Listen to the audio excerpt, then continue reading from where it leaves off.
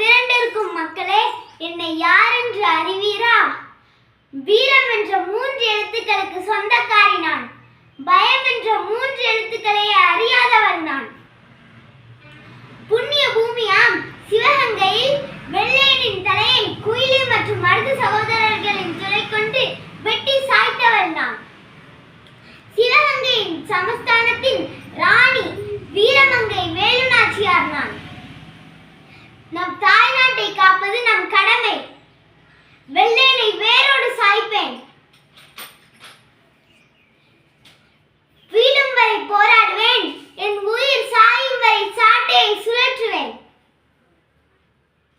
சர்வாதிகாரம், யாரிடம் உன் சர்வாதிகாரத்தை காட்டுகிறாய்? சாய்த்து விடுவேனடா உன் வெள்ளை தலைகளை. புழுவன நெளிந்து இது ஒளிந்து போதும்.